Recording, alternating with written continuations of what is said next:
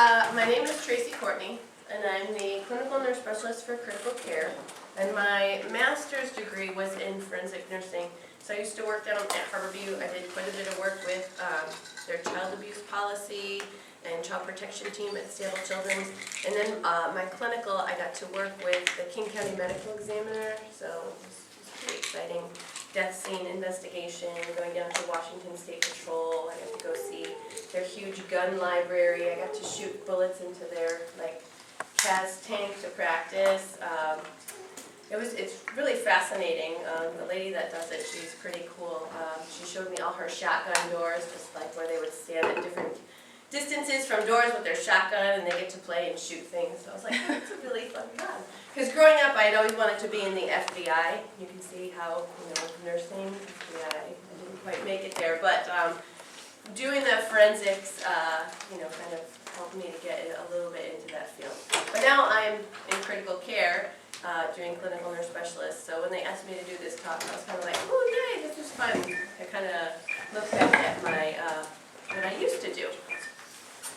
So we're just going to mainly talk about, we'll do some epidemiology statistics, we'll look at some PRMCE data, and then we're going to talk about firearm types, bullets, and the different things that impact what bullets do and different firearm types do to tissues, and then why you should never say, well, that's an entrance wound or that's an exit wound. So you're always describing your observations, you're never labeling. That is going to be more helpful if you get called to court to testify or for when law enforcement and the ME are investigating. So you're just going to be observing and documenting that way. So gunshot wounds carry a high mortality because of the energy that's transmitted to the tissues. We don't explode like you saw with the different types of things, like a watermelon or a strawberry. If a bullet hit that, they're full of water, and they just kind of fragment and break apart. Luckily, we don't, when we get hit by bullets, we don't splatter all over the place because of our skin and the elasticity and the muscles and the different things holding us together. This is a little epidemiology about abdominal injury from gunshot wounds. They account for 90% of the mortality associated with penetrating abdominal injury. So higher mortality than your stab wounds or impalements or different types of abdominal trauma that we see. The mortality is about 7%, and we can now manage them more non-operatively, going to IR, so people aren't going and crashing to the OR all the time. We're kind of weeding, we're getting imaging, and we're kind of seeing what's going on. And then the small bowel is the organ that's most frequently injured by, followed by the colon and then the liver. So these are a few stats about TBI. We see a lot of gunshots to the head. Traumatic brain injury is the fourth leading cause of death in the U.S. 90% of people with firearm-related TBI die, so really high mortality, people getting shot in the head. Most of these people, 2/3 are suicidal. When I was at Harborview, I'd see a lot of gunshot injuries, people that do this, but the kick and the explosive effects kind of kick the gun, and it's not as effective, so they would end up with a frontal lobe injury, and they were trying to be naked and swear and spit at you. And then some of them were blind because they would blow out their eye sockets and then injure their frontal lobe, so they were blind and crazy. But high mortality rates with that.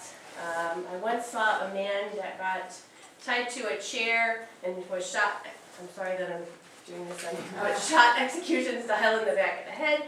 He came in and he was still alive because the back of his skull got blown off, so all that high ICP, he had lots of, they had his own bone flap that he had created. And he ended up dying, but we were trying to get life center involved, we were kind of rushing, but he had a turban-style dressing on, and it must have been, it was just close range, and it just shattered his entire skull, and his brain was kind of falling out. So my friend came in and said, "Did you take the dressing down to assess that wound?" And I'm like, "Oh, no, not yet." So then he took it down, and then all of a sudden, stuff fell out, and I'm like, "Oh my God, get that back up!" And it was like, "Get back in there!" And so I was waiting for law enforcement to come and the ME, and I didn't want to but it was crazy just to see this. It was the biggest injury I'd ever seen on a head, and the person was still alive. So pretty fascinating. 50% of all trauma deaths are secondary to TBI, and then gunshot wounds to the head cause 35% of these. So high numbers, high mortality, so keep your guns locked up and safe. So, oh, my slide. It looks good on my screen. So this is mortality by state. Here. My eyes are bad. So just looking at the different colors, firearm deaths, this is from the CDC. So the darker blue has more mortality, so kind of in the middle of the country, and my theory is because they don't have water or ocean to ground them, so they're more likely to die of gunfire. So luckily we're in the light green, we have a less rate of mortality. So we're more peaceful here in Washington. But Minnesota and Iowa and New York and Massachusetts, they have the lowest, so safe states. Just go figure about New York. So this is some of our data that our trauma program manager sent me. So totals by year, we had 36 gunshot wounds come in for 2015, 27 in 2016, which is good, we went down. And then first quarter of 2017, we had 10. And then broken down by trauma activations, 48 of those were full trauma, 18 modified trauma, and then 7 did not have trauma team activation. Most of them came in by EMS, 8 died, 3 went to the ward, 6 ICU, 27 to the OR, and then inpatient. 8 transferred to probably Harborview, and 11 went to jail from the ED. So looking at admit service, tax admitted most of our people, neuro probably because they were TBIs, ortho if they were extremity, and then vascular were admitting services. And then from the hospital, 46 went home, 9 transferred to another facility, 13 died, 3 went to a SNF, 2 to a rehab. And then the average ISS, that's the injury severity score. So that scale, it kind of looks at 6 systems, body systems, and it's like least severe and then unsurvivable, and you get a certain amount of points, and then they take those highest points and add it up. So if you had a 75, which is the top of that scale, then you're going to die. But 12 is not so bad. 15 is where we kind of say that they're more of a major trauma, so our gunshot wounds are coming in with lower ISS scores. And our average hospital length of stay is about 4 days. So this is fun. I took this from the Bureau of Alcohol, Tobacco, and Firearms, and it said for law enforcement purposes only, so just don't tell anyone that I'm using this slide, but I really liked it. So this is just showing the different types of firearms.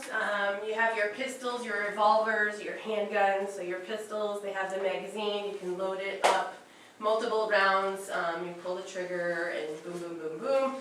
The revolver has this spinning lever where it kind of opens up from the gun. Dirty Harry liked his revolver, and we load in the one shot at a time. People play Russian roulette with revolvers. But you have, those are the handguns. Those are small, those are concealable. That's a lot of the injuries, hopefully we'll see, are handguns. We don't see, I mean, unless you're out hunting and people are shooting you with a shotgun. And then rifles, your sniper rifles. So the shotguns, I don't know if anyone even remember the Linda Hamilton in Terminator, shotgun, and she's blowing up the guy. And I was like, oh, I always wanted to do that. I heard it's really hard to do, like you can't really load a shotgun like that, just because of the force that you need. So most people load it like that and we're shooting, but that's more for hunting, and then the rifle is more long range, high velocity missiles. Your snipers use that, military, police. So this is just more in-depth about the pistol, revolver, handgun. So they have a maximum effective range, like accuracy for shooter, around 25 yards. So that's shorter range than your rifle. So the shooter's going to say, okay, they're this far away, I can expect that I'm going to hit the target. Any further, they could kill, but you know it's they're not as effective when it's further away. Because your rifle, you can go up to like 2 miles with certain models and hit your target. So it can travel up to a mile, the bullet, but you can't effectively control where that bullet's going, the trajectory. It starts to kind of slow down, and it can wobble and tumble and start to yaw a little bit. There's your Dirty Harry with his revolver. This is Buffalo Bill with his rifle. Old school. So they have an effective range from 50 to 6,000 yards, those sharpshooters. And you know, they're accounting for distance and wind, and they have their calculations you see in the movies where they kind of set it up and they're doing their deep breathing because, you know, I guess any movement off can affect your path when you're shooting that long range. So they're designed for long range, lethal, and usually the high velocity rounds. The longer barrel gives the gas more time to expand, and then greater propelling distance of the bullet down and long. And then shotguns, they're also shorter range. There's your Sarah Connor with her shotgun. I was going to put the video in, but I figured we already had our video for the day. Can't do too many YouTubes. But they're initially intended to kill birds. They're an area weapon, so you'll see it's shot. The pellets, they're small pellets, and they stay close together at short distances, and then the further out you get, then they can spread out. There's about 300 pellets in a shotgun. That's the bird shot. The buckshot has less. It's bigger pieces, and there's usually about 9. They wad up, and they can cause some severe damage. You can get, you know, big holes blown into you if you have the big wattage shotguns. I know Linda was blowing holes about this big into that alien cop guy. But the further you get away, the less effective. So the closer you are, you can do some serious damage with a shotgun with the wads, blowing things up. I remember looking at one of the doors at Washington State Patrol where they were close, and the door was just completely blown out, this big hole. We would get, I remember this one guy, he had gotten shot with a shotgun in the head, in his CAT scan. He just had all these little dots all over his head, and I was like, oh, maybe they'll just stay there in his head. And, I mean, he survived, and so he'll have all these little pellets in his head. So, because they do more damage to go in and try and dig all of those out. So these are just, it's just a picture of the different types of bullets. Shotgun shells are bigger, handgun rounds are smaller. The rifle ones on the left, they're usually a little bit longer. The bigger the bullet, the higher the velocity, the more gunpowder, the faster, the more kinetic energy, the more damage it's going to do. And then that's just kind of the cartridge broken down. So you see on the left side, you've got, so the firing pin is going to hit the bullet, and the primer has your explosive material. So once that firing pin hits that, it sparks it, and then it ignites your gunpowder inside the cartridge there, which causes the explosion, and then that solid turns into a gas, and then the gas expands, and so then it gets propelled down the barrel of the bullet, and so that's kind of the mechanics behind what's going on with how it gets out of the gun. So rifling, I don't know if you've ever heard of rifling. So when a bullet's fired, there's through the barrel, there's grooves inside of the barrel of the gun. So an unshot bullet will not have the marks. The marks are, they come from the grooves inside the barrel, and it kind of grooves and spirals it to make it go longer and straighter. So kind of a flat bullet will kind of not go as straight and then fall. So you think about like when you're throwing a football, if you put a spiral on the football, it's going to go further, whereas if you didn't, then it would just kind of fall flat. It just increases your accuracy for shooting with the rifling. So wounding potential of a bullet, there's different factors. So caliber, mass, velocity, distance from target, and then bullet type are all going to affect your wounding potential. And all of these different factors will influence what you see when the person comes in. So an entrance wound, there's typical entrance wounds. There's typical exit wounds, like what they may look like if there's no variation or factors. But a lot of things can be affected by the size of the bullet, the mass, how fast it was going, how far they were from the target, the type, if there was any thing in the environment around them, like if they were sitting in a chair or sitting against a door. That's all going to affect the type of wounds that you see. So caliber or bullet size. The larger the bullet, the more severe the tissue damage is going to be because the more gunpowder it can hold. So it's the mass at its, the diameter at its widest point, and it's reported in 1/100. So a .22 caliber is 22 100ths. And then there's that 9 millimeter, which is 9 millimeters at its widest point, so a little bit bigger. So your 22 through 25 are your small caliber, your 32 through 38 are medium, and then anything over 40 is considered large caliber. And the bullet should have a gun that matches its size, because if the barrel size is too big, it's going to kind of tumble around there and then go. It's not going to be accurate. And if it's too small, it can get stuck in there and explode in the person's hand. So mass and velocity, so the more mass or the more heavy the bullet, the more damage it's going to be. You can have a bullet of equal caliber, maybe that's at its widest, and be a different weight. So those are all 38 caliber bullets, but they have different jackets, they're different masses. They have some, that one, the little blue one, has shot inside of it. So different types of bullets, but the same caliber. They're going to do different things, damage the person differently. So this is all like related to kinetic energy, the mass and the velocity. If you double the mass, you're going to double the kinetic energy. You're going to double the wounding power. If you double the velocity, it actually has more impact on your kinetic energy. It quadruples it. So velocity, which is the speed, will affect your kinetic energy more than your mass, but increase both. You have more wounding potential. So, and then the velocity is dependent on how much gunpowder, because that's creating the explosion. So the more gunpowder, the bigger the explosion, the faster it's going to go. And so then this is just a table, just looking at kinetic energy, which depends on the mass and speed or velocity, and the little formula as to how they get it. So damage to the patient depends on how much kinetic energy is transferred from the bullet to the patient. So you can see the shotgun, rifle, you can see Tiger Woods drive and how much kinetic energy that has in relation to a 12 gauge shotgun. Go ahead. And then distance from target is going to impact your wounding potential. Bullets may give hints to the distance. So it's going to propel more than the bullet. Oh my gosh. So I'll go. I'm having a TIA. Go past. Deep breaths. So distance from target is going to impact the wounding. So this is your close range, your medium range, your far range. The gun is going to propel the bullet and different things. It's going to be gas, carbon monoxide. They only travel about 2 inches.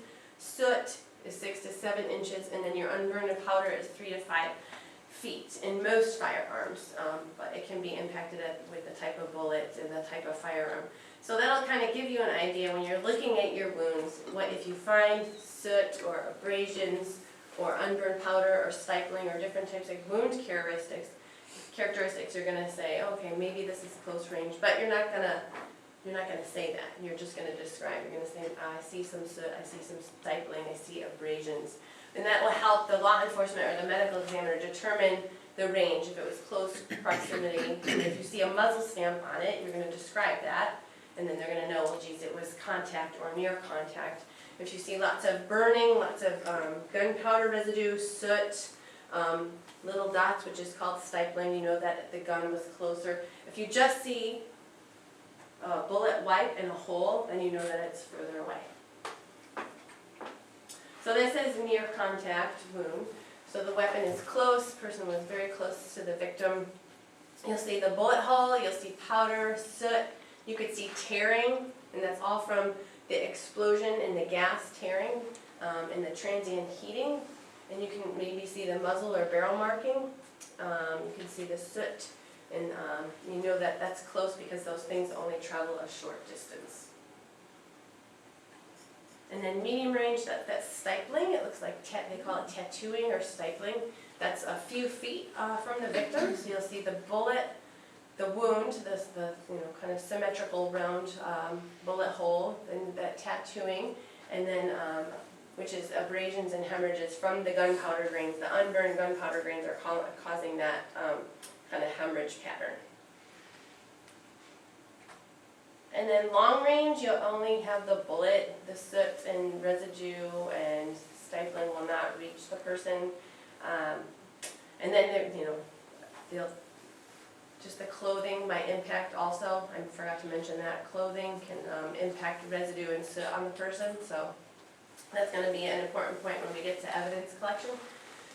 So you think about the bullet hitting the skin, it'll kind of momentarily indent the skin as it pierces through the skin, it pushes through, and then your skin is elastic, so then the hole is going to be slightly smaller than the bullet because it's going to kind of bounce back.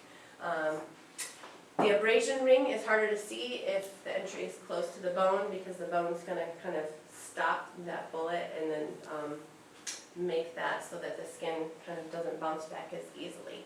And then the angle of entry will also impact the zone of the abrasion. And you may or may not see bullet wipe. That's lubricant or soot or dirt from the bullet, so you may or may not see that. But describe what you see. If you don't see things, say, I don't see abrasion, I don't see burning, or I do see burning. It's very important to just describe what you see at the time. And don't cut through the bullet holes. Cut along the seams when you're collecting the clothes. I'll say that a couple times.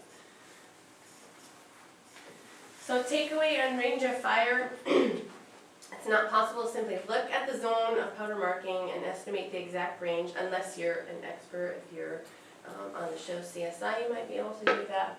But in general, at a distance, you'll see the bullet entry only. A few feet, you might see bullet and powder, so there's the nice table on the side. And then as you get closer to the gun, a few inches from the gun, you'll see the bullet, the powder, and then the soot. And factors that impact are going to be clothing, objects between the victim and bullet. So for exit wounds, it's called supported or shoring. So if you're sitting, if I shot you and your back was against the wall is going to stop and affect that exit wound with the tissues that are being blown out. It could stop that and then impact and make the wound look a little bit irregular if you're against something. And then the type of bullet with the particles and fragments, type of jacketing, that's all going to affect your wound characteristics. Go ahead. So bullet types, so we have different types of bullets. The jacketed round, I don't know if anyone has ever heard of the Full Metal Jacket movie. They make the lead bullet more stable. It's not going to break up. So military international law has mandated in wartime that they use the full metal jacket because they can go further and then they actually pass right through the person. They're not going to break up inside, so they cause minimal damage. They only damage from entry to exit and then a small cavity through. And it's, I guess it's more humane. Semi-jacketed bullets, they're partially covered to kind of protect that soft lead metal. They're usually copper. They have uncovered parts and it flattens or it fragments, and then that increases your wounding potential because it's transferring energy into the tissue or into the victim. And then police use hollow point bullets, which break apart and they peel and they turn into like a mushroom, and that's the goal is to transfer as much energy into the target, and they want it because it increases the stopping power. It's going to transfer energy in, it's going to do maximal damage, bless you, and then they're going to be able to hopefully stop that person with one bullet. So we'll go into some more mechanics and characteristics about crushing, punching, tearing. This is all related to cavitation and shockwave and what the bullet's doing. It's causing friction and heat and tearing tissues up as it distorts and fragments or rotates inside depending on what it's ricocheting off, and then how it dissipates kinetic energy and can explode organs, can explode bone, and then cause lots of tissue destruction. So the shockwave, so higher velocity missiles will actually have a shockwave before the bullet hits. It's compressing tissue and it spreads things away, so it's causing cavitation that's going through the tissues. And then this is cavitation, it's ballistics gel, it's just showing the bullet kind of moving through the ballistics gel. So the permanent cavity is the zone of damage from the projectile. It's all the crushing and the tearing in the path of the bullet. And then the temporary cavity is that shock, that sonic wave. You can see how the ballistics gel kind of expands. So that's all the gas explosive pressures. It's displacing tissue, and it's creating a temporary cavity that will kind of come back as the bullet passes through. So you'll not only have your zone of destruction, you'll have all that surrounding tissue, kind of a wider area of margin where that sonic wave has come in and torn things up. So you can get more bleeding and hemorrhaging and stretching of tissue around the path of the bullet. I really like just to say cavitation, it's one of my favorite words. So this is just a diagram of the same thing, talking about the permanent and then the temporary. A little bit more explanatory than the other one with the ballistics gel. So it depends on your velocity, your low, your high velocity. It varies on the tissue type because different tissues are going to react differently to being shot. And then there's like a vacuum effect. So that's that vacuum, the sonic wave, the pressure, so it's tearing.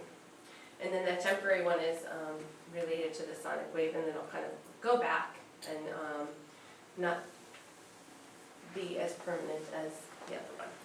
That didn't make sense. There is a YouTube video. You guys better really like this. I know, I don't even remember what I did now. Oh, I love these. Missiles. Wow. Isn't that cool? I just think that's I just want to shake it. a jello shot. And it's just slowing it down so you can see the Wow. Recoil. That's really cool. cavitation with the pressure wave. And then you see the permanent cavity. And then how it keeps moving. It's not, you know, the tissues keep moving after. Ooh, nice. Jeez. It's pretty violent. Does it come out? And you can see it. So it didn't come out. It's at the end there on the right hand side, but it did fragment.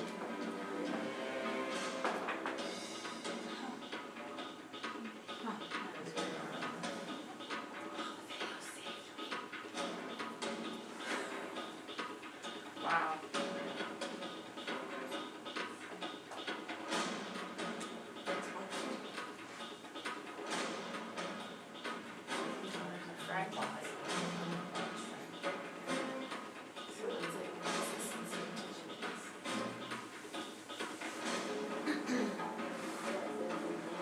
There we go.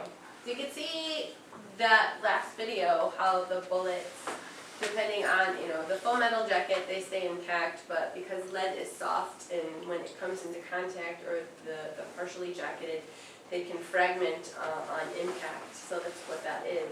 And so then you're going to have your bullet, and then you're going to have different fragments inside the wound. So, and then that's going to cause different tracks of tearing and destruction. Yaw, I like yaw. I like yaw and tumble, yahoo! So the bullet, it's tilting or tumbling. So if someone fires through glass or a windshield or a door, some environmental thing is in the way, it's in between the target and the gun, it's going to throw the bullet off course, because generally with the, you know, grooving and the shape of the bullet, it's going to go in kind of a straight path, but when it hits something, it's going to throw it off, and it can cause yaw, which is this movement, and then the bullet can actually start to tumble, and that will impact differently, whereas if it was just going straight. So that's going to affect the characteristics of your entrance wound. And then also inside you, if you get hit and it's like a normal trajectory, it hasn't passed through anything, you're going to have yaw and tumble inside the body if it hits bone or something in its pathway. So it can yaw and tumble inside and create more destruction that way. Tracy, is it that yaw that's mostly affected by the proximity? You know, like a close range shot versus No, it's more if it hits something that's gonna affect the yaw. Because generally the missiles will travel straight. They lose speed and velocity or, and energy the further they are away, but and they shouldn't yaw or tumble unless they hit something. So we'll get into the wounds here. So entrance wounds are normally smaller than exit. They're normally symmetrical, round, with marginal abrasion because that's your round bullet or missile entering the tissue. They can be larger or atypical, and this is why it's important to never say this is an entrance wound or exit wound because of all the different factors that can affect. Soft tissues can be torn by propulsive gases. If they're at close range, you're going to get that explosion coming out of the gun, and can it rip and tear right at the entrance. So you've got your gas pressure. If you have a large caliber round and get shot at close range, it depends how elastic your tissues are. Older skin, younger skin, obese patients, all of this can affect. If you get shot in a fold, like an armpit or different, like various folds in your body, that's going to impact what the entrance wound is going to look like. Or if the bullet passes through something like a window or vehicle door. So it can, and then the entrance wound, you can have debris if it passed through something. So and all of that is going to alter what that wound is going to look like. Exit wounds. So not everybody has an exit wound. If the bullet can be retained in the body, it can ricochet off bone. It can end up in a blood vessel. It could break apart. So different factors affect whether the person's going to have an exit wound. High velocity full metal jacket rounds can pass right through. Entrance and exit wounds can be kind of similar size. So there's lots of different factors that also affect your exit wounds. Like I said before, if somebody's against a wall or a door, it's going to affect the exit wound. That's shoring or it's supporting the wound actually, because usually you get bullets passing through and it's blowing out, so you can get jagged, irregular patterns of skin bursting out, like that stellate or star pattern. But if it's shored or supported, you're not going to have that, so it's going to look a little bit different. They're not going to have an abrasion on the exit wound because they're coming from the inside going out, whereas you'll have abrasion more likely on the entrance wound. So it could be sharp, elongated. They usually have more bleeding because they're coming through tissue. You can have tissue coming out of the wound of different things where the bullet's carried it and it's blown out the other side. So this is typical, but not always, depending on what's going on. So on the left, that's a typical entrance wound. You have your area of abrasion. It's very symmetrical and round. And then your exit on the other side, you've got that hemorrhaging, some bleeding. It's a clean wound now for the picture. And then you have kind of, it's like star, stellate, irregular from that energy of the bullet trying to push out of the skin and tear. And then I have 3 slides on the different tissues and how they react differently to projectiles. So your tissues with higher elasticity, like your lung and muscle, they tend to suffer less damage because they can stretch and then come back into position pretty easily. So there's a bullet inside that person's lung, usually minimal damage with those types of tissues. And then your head is a little bit different story because it's denser tissue. Your liver, your spleen, your brain, they kind of can explode and have more tearing and hemorrhaging because they don't have the elasticity. So they have significant injury when they are impacted with a bullet. And then bone, just really like that picture. So it depends on the velocity. So high velocity can shatter your bone. Mid velocity may break it but not shatter it. And then low velocity, the bullet actually may break into pieces and then not damage your bone. And then they can also ricochet off the bone and then take a different path and cause destruction elsewhere in the body. So important wound assessment and documentation. Wound size is never the sole determinant of entry or exit. There's going to be, they're going to be doing scene investigation.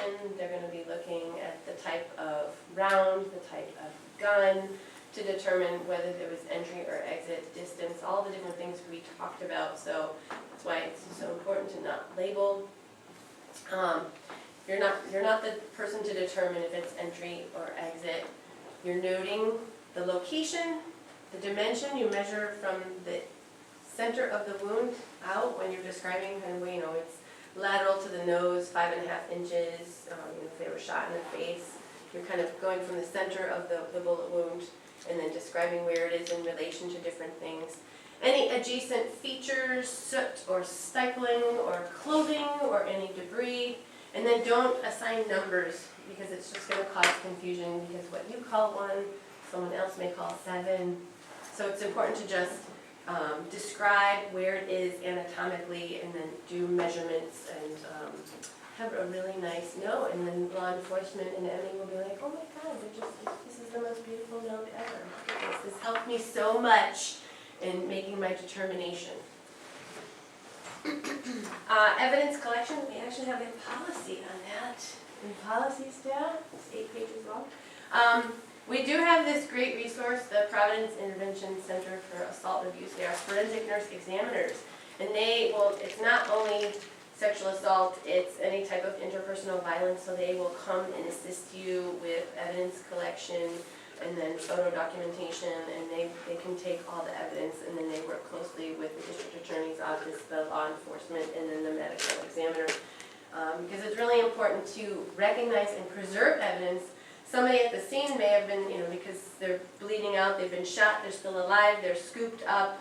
There's not time to do that scene investigation, and if you don't collect evidence, the State Patrol and law enforcement, they can't create evidence, so it's important for you to recognize and preserve, because the first opportunity might be when that person comes into the emergency department. So anytime you see bullets or cartridges, casings, glass, metal, fragments of anything, it's important to kind of put that aside and then package it up in little envelopes. I don't know if you guys have envelopes or paper bags or different types of things for evidence. Paper bags. Okay. And then for the smaller debris, little envelopes, always use gloves or protected forceps. Don't use bare metal forceps, especially if you're touching bullets, because that can add extra grooves or create evidence, and we don't want to create any evidence. But any type of physical evidence, especially clothes, it's invaluable for law enforcement and medical examiner, because your clothes might have different types of debris or residue or soot on them, and then they can match that. If the person had they had their hands up, and so if they get shot here, and the clothing is going to move. There's different eyewitness accounts. So, oh yeah, he was running towards me, or he had his hands up. Like it's going to impact the story and what's going on, because they're trying to match up the physical evidence. So if your hands are up, your shirt's going to move up. So it would, if it didn't match the bullet hole where the clothes were, then you'd be like, oh, his hands weren't really up. Maybe he was coming after the person. So it can help corroborate the story and then help them make their determination as to what was really going on. So describing notes of all your observations, keep bullets from different wounds separate, and then using your forensic nurse for photography and chain of custody.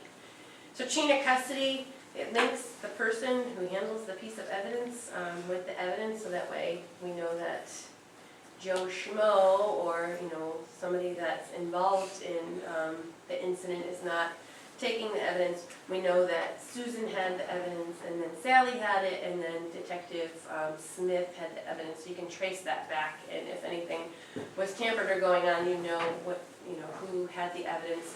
And it's only valuable in court if proper chain of custody is upheld. So it's really important that you're using your law enforcement and your forensic nurse and following your Providence policy if you have questions about how to process and have proper chain of custody. So takeaways, always looking carefully at the victim's hands, visible residue. They don't always do GSI, it was big, and in movies they have this big gunshot residue testing. Not always as important now, just because there may or may not be visible residue, there could be trace residue. But if somebody does die in the ED, you can paper bag their hands to kind of just retain that so the residue doesn't get wiped off. Always maintain chain of custody. When removing bullets, use glove fingers or rubber-tipped forceps. I put that twice if the patient expires. Cover their hands with paper bags. That's great. I felt that it was very important to say that. And then save all clothing, and then don't cut through bullet holes. Make sure you're cutting on the seams. That's really important because you will ruin the evidence if you cut through the bullet hole. Next slide. So this was just a YouTube video. There's a lot of myths out there, you know, you see in the movies where people get shot, like get blown back. You know, that really doesn't happen. Because, you know, the 22 caliber is not very high velocity. It doesn't have a lot of kinetic energy. So in general, people don't get thrown across the room when they're shot. They're usually going to, you know, maintain the direction that they were originally going. I'm not going to try the YouTube again. So remember, Chuck Norris doesn't need a gun because he spits bullets. Sorry, I had to throw a Chuck Norris joke in there. Do you guys have any questions? I know it's kind of a whirlwind and really fast, and I had a TIA. I apologize for that. I've been battling a cold, so it's kind of fuzzy.